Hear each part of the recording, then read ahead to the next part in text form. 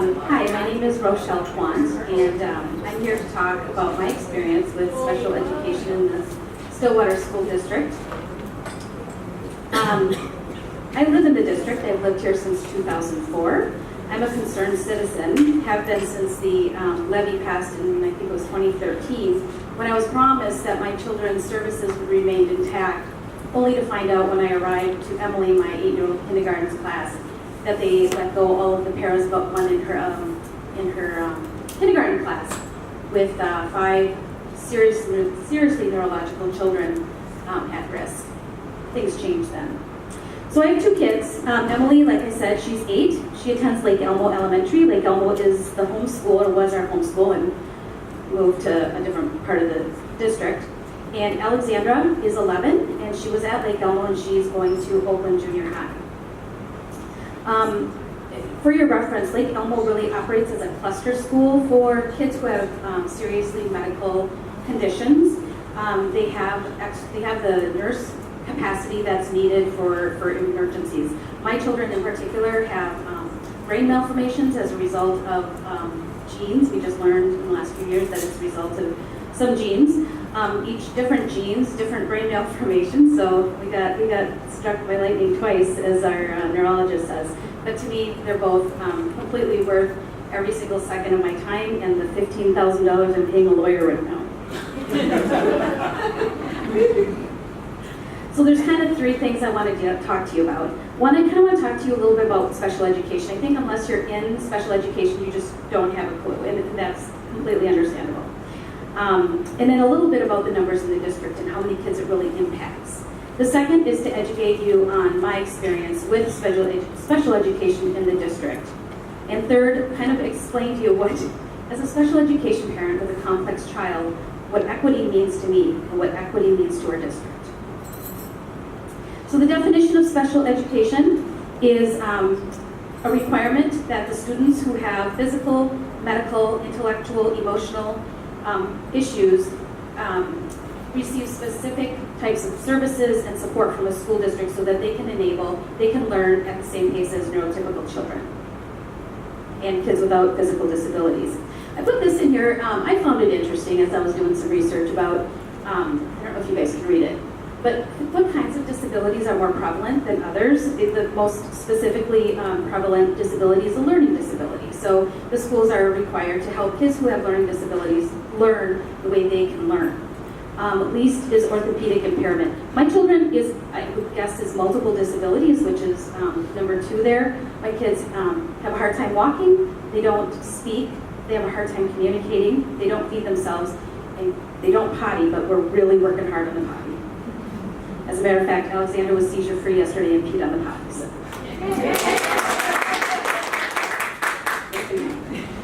In terms of what this means for Stillwater, my understanding is in 15-16 there were 8,300 students. As a percentage, typically districts are between 13 and 14% of their population is considered special ed, and that would give us about 1,079 kids. There's a federal law that really protects our children. It's called IDEA. And it requires schools to serve the educational needs of these students with disabilities. It was in 1975 that it became enacted. It's been updated many times. And the reality is, before 1975, these kids were really put in a corner. And I think I was a kid of the 70s. And I don't remember these kids in my classroom. I don't remember these kids on the playground. I do remember one on the bus, and that was kind of it. That's changed significantly since 1975. The primary goals are to protect the children, the rights of children with disabilities. It ensures that they have free and appropriate access to education like other children. Schools are required to deliver the special education in the least restrictive environment possible. So my kids are at Lake Elmo, and I will tell you that my experience with the staff, the principal, the paras at Lake Elmo are outstanding. I cannot thank them enough for their support and the specialness that they share with my kids. They're amazing. It's also to give parents like me, unfortunately for the district, a voice in their education. Parents have a say in their decisions about what will help our child, and it's more of a team effort. So I meet with physical therapists, occupational therapists, special ed teachers, regular ed teachers, nurses, to really help define what's best for my children. There's multiple federal settings, and I think this is a little bit hard to grasp. I'm only going to go through the top 3 because they're most relevant to our schools. The first is that these are children who would be considered federal setting 1 in their IEP, which is the Independent Education Plan. Thank you. I only live it. The student receives a majority of their education in the regular classroom, and then between less than 21% of the day, they're pulled out or get extra services.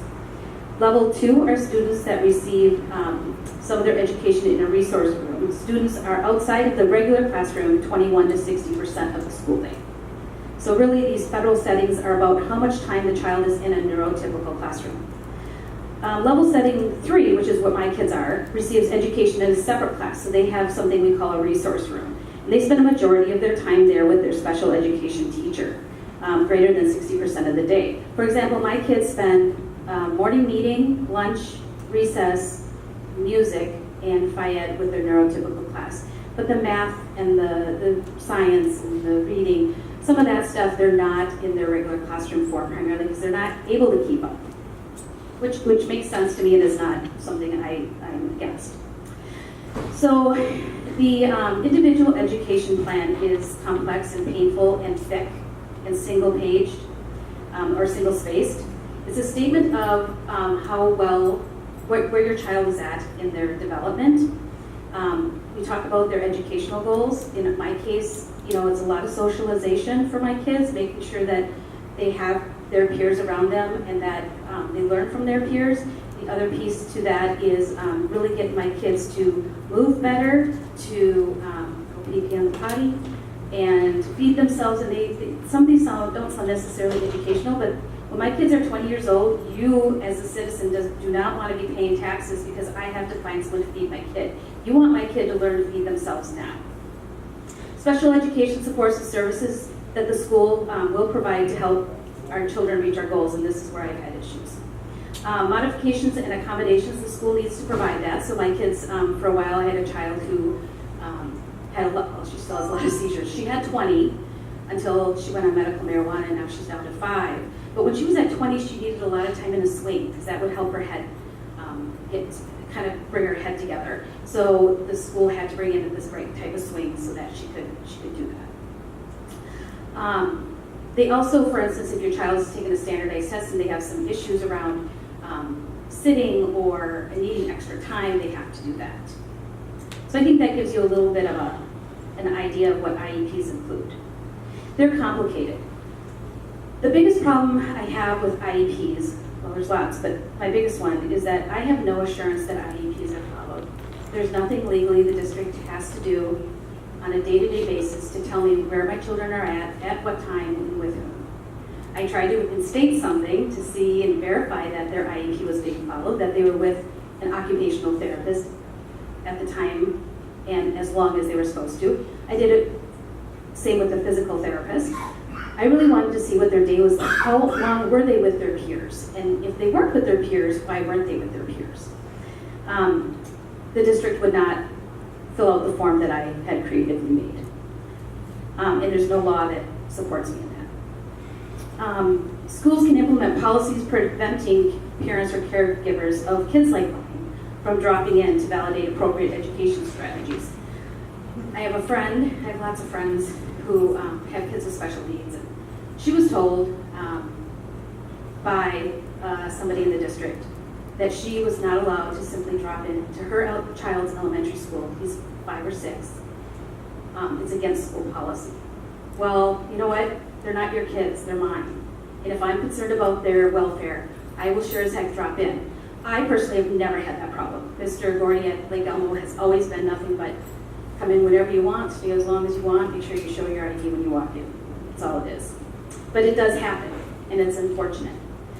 Students with significant disabilities, cognitive, social, etc., are the most vulnerable. It's like having a 1 or 2-year-old in your school and trusting these people that they're doing the right things with them when they have limited resources to do them with. Students can be videotaped without parent consent. Students unable to communicate with parent to let them know. I know of a situation, child was videotaped for a court, I don't know if it's a court case, but a case. The parent was trying to get the district to do more with their child, and the district, in an effort to demonstrate the child didn't have the skills that that person needed, videotaped the child, brought it to court, showed it to court, and she was devastated. Because our kids can't tell us they were videotaped.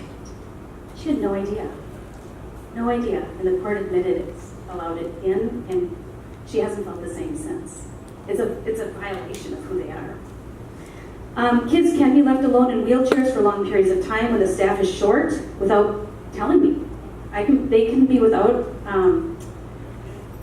paras. Paras can call in sick, and I get that. And all of us parents, I will tell you, are pretty lenient and understanding. But we don't want our kids sitting in the corner. That doesn't happen a lot, and it hasn't happened in the last year. Things have changed since I actually had a lawsuit against the district. But the reality is proving that an IEP is not being followed is on me, and I have very little control or visibility about what is transpiring day to day. So I wanted to show you a little bit about Alexandra and Emily's journey.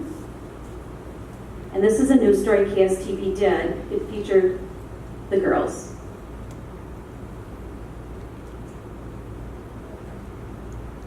A little girl who suffers life-threatening rode a school bus alone. Take a look. 7-year-old Emily Kwan. Stillwater School District promised to monitor her at all times so someone could administer potentially life-saving medication. Joe Augustine found out that didn't happen.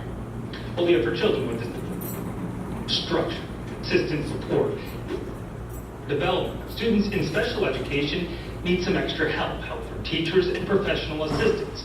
Help that is prompt from district administrators. For one little girl in Stillwater, that promise was broken. Stand up for Daddy. Come on. My kids are medically fragile. Rochelle Q's daughters are developmentally disabled. Come on, push to that. She can't use the bathroom. She's on diapers. Both girls were born with an epilepsy. Seizure. Turn around. Here we go, Mark. Go ahead. 7-year-old Emily suffers the worst kind of seizure, grand mal, which can last for the better part of an hour and often includes trips to the emergency room. Emily, my little one, has been in the ICU a couple times. At home and in school, Emily must be monitored at all times. In November of last year, the Stillwater School District agreed Emily should not ride the bus alone for her own safety. The district put a promise in writing that a paraprofessional would accompany Emily to and from school. She needs to have somebody on the bus that can administer emergency seizure medication. The agreement is part of an individualized education program, or IEP, that school districts use to guide the development of special needs students like Emily. Left foot first. Come on. In this legally binding document, the Stillwater School District revised Emily's IEP and specifically stated she must be monitored at all times and requires a trained person to ride the bus to and from school with her each day due to the risk of a life-threatening seizure and the need for immediate administration of emergency medication. Yet Emily, the bus, alone. The school just didn't do it. In this email, a district spokesperson stated, when services are added to a child's IEP, we immediately take steps to staff that position. Until we are able to fill the position, we work collaboratively with our families to put interim plans in place to provide the services needed by the child. By phone calls, emails, that wasn't working. And it's always the same response. We're working on it. Let's meet to talk about it. We're still not. The Quants, who are both working parents, say they continued to put Emily on the bus for the 5-minute ride to school because she had not suffered a seizure in more than a year. When Emily started showing symptoms of having another seizure last spring, the Quants pulled Emily off the bus. I just couldn't risk it. Even though the school isn't that far away, I can't risk her vomiting, aspirating her vomit and dying, or just passing out and dying because of her seizure. In May, 6 months after the district promised Emily would not ride the bus alone, Quant was informed the district will have an aide on the bus in the afternoon ride home, but not in the morning. We currently do not have the staff to cover the AM ride to school. I'm not someone who ruffles feathers until I know I have to. Emily no longer rides the school bus alone. The district complied with the IEP after Quant, with help from the Disability Law Center, threatened to file a complaint with the Minnesota Department of Education. Quant says they never asked for money, only for promises to be kept. In this settlement agreement, the district agreed to train all special education staff on IEPs and hire a clerk to ensure IEP compliance. Juan said the settlement is about more than Emily. I know there are other parents. And it's not just parents. The pressures they were facing were increasing. 5 Eyewitness News obtained a union survey of special education staff in the district. The survey was conducted by the St. Croix Education Association in 2014. Of the 107 staff members who responded, 9 staff members responded that they were asked by district administrators to change an IEP after a parent had already signed up. The survey was eye-opening. Josiah Hill, the union president, confirmed the survey was conducted anonymously, but believes teachers responded truthfully. I think that when this question was answered by some of our colleagues, they have felt pressure in the past to move IEPs and services in different directions. To my knowledge, though, when push comes to shove, nothing sinister or illegal has been proven through this. In an email response, a district spokesperson said the survey was not scientifically reliable and does not take into account that there are times where it is appropriate to change an IEP after a parent has signed. For example, to correct a date or update contact information.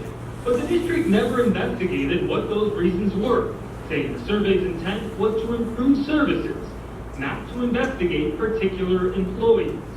In that same survey, 7 staff members indicated that they were told not to contact parents when they knew IEP services for students were not being implemented.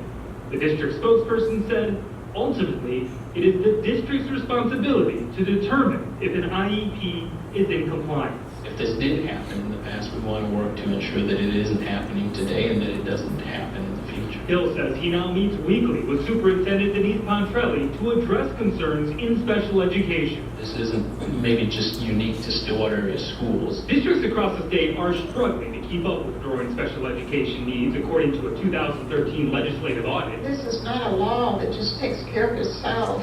And that's why Virginia Richardson at the Pacer Center in Burnsville says parents must hold districts accountable. This is not a law. It's just written.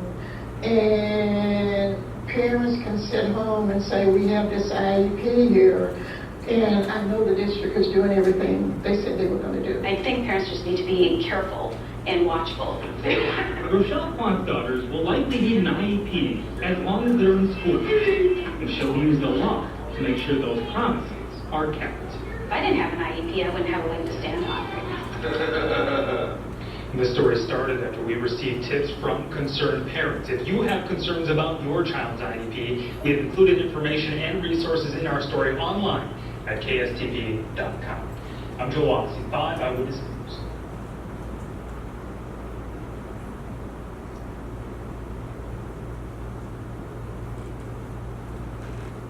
So I don't know how many of you have seen that story. That's actually only the 3rd time I've seen it.